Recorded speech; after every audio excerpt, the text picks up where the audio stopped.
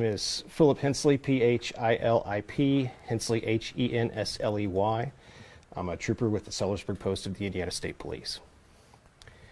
How many people were involved in this? A total of 3. There were 2 vehicles. Basically, one was a passenger and a witness. So how this went down this afternoon, just after 2 o'clock, so we're talking about 2:01, we received a 911 call of a possible sideswipe crash collision around the 16-mile marker of I-65 in Clark County. The vehicles were not stopping. They essentially were in a road rage incident where both vehicles were speeding up, slowing down, not just pulling over and coming to a stop.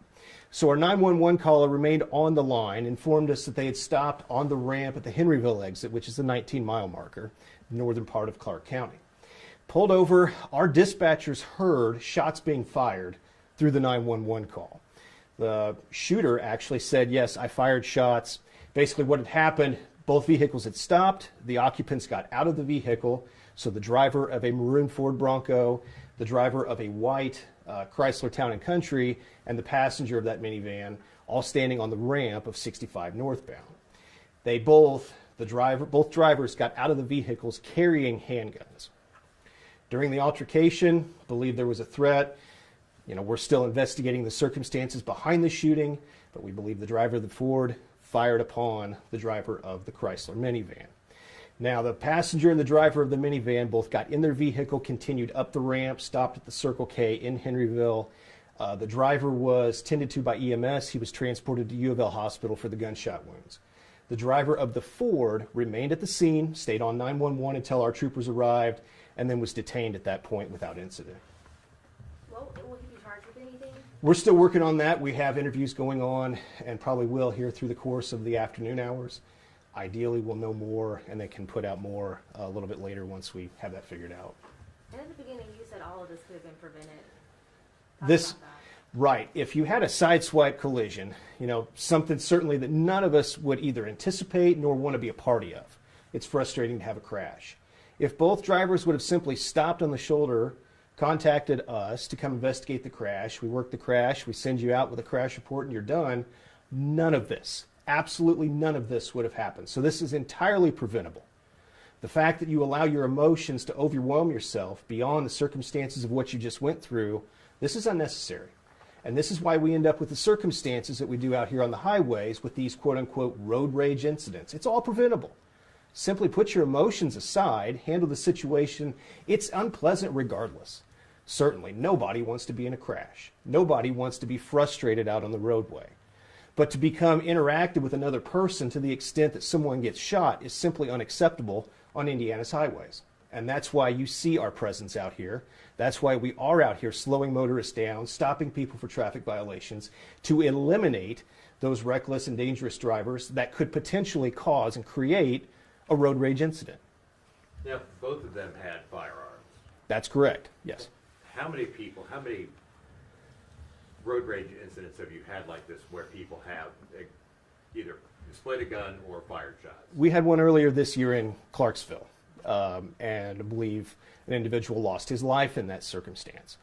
To have these type of incidents where we get reports that firearms were displayed, that, oh, he showed a gun, we show up, no, there wasn't necessarily a gun. For there to be 2 guns, confirmed that they both were there, and one to be used, a little bit on the normal side of things, but still, it's a fact that it is there, it did happen, and now we're left here investigating with somebody hurt and somebody in custody.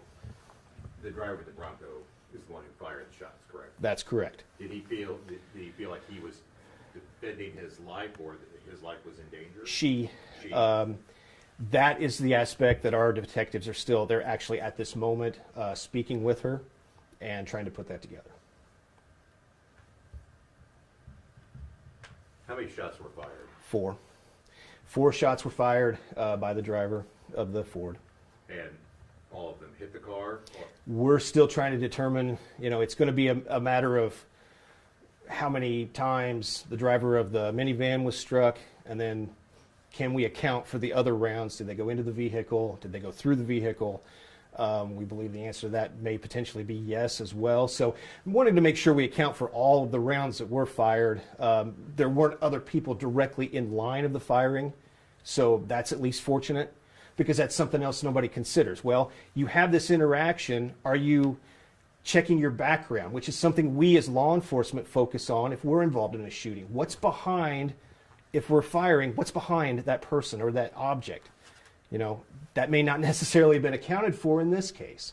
So we want to make sure that all 4 rounds were accounted for, be it if they unfortunately struck the driver of the minivan, did they go into the van, where are they? So that's something we're looking at as well. So did she shoot all 4 rounds, or did the other driver shoot back? We do not believe that he fired any rounds, that all the rounds came from the driver of the Ford.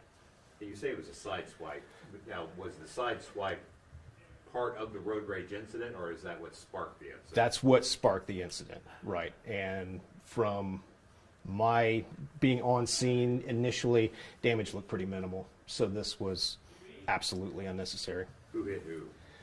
On a side swipe, it would kind of come down to saying, you know, getting the statements from both drivers. Without that, hard to say, or what the other circumstances. If one was pushed out of the lane into the other, we don't have that information just yet. Were these both drivers from Indiana? Or? Interstate or on the ramp? Interstate, roughly around the 16-mile marker. So the road rage incident, these individuals basically carrying on with each other, accelerating, slowing down, making gestures, went on for about 2 to 3 miles. Were these both drivers from Indiana? Were they from Kentucky? Yes, both from Indiana.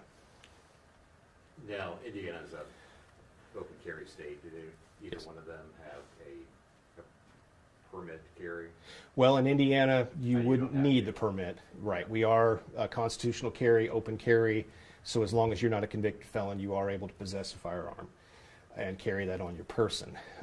Whether or not either individual was a convicted felon, that's still part of the investigation.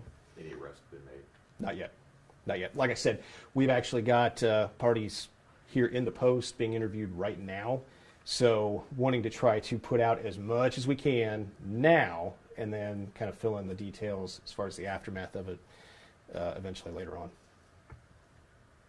And it was just the 2 individuals, no other occupants of those cars? Right. The third, when I say there were 3 people involved, that third person was a passenger in the minivan. She was not injured and is not being charged. And the driver of the van, was it a man or a woman? It was a man. How long might this impact traffic on 65? We're hoping to have that ramp back open possibly by 5 o'clock. And with it being 5 o'clock on a Friday, obviously traffic stacking up for several miles, we want to get that traffic out of there just because, you know, we're kind of focused on secondary crashes and things happening down the line. So the smoother that traffic can flow, ideally we have that cleared up about an hour. Anything else we're missing? I don't think so.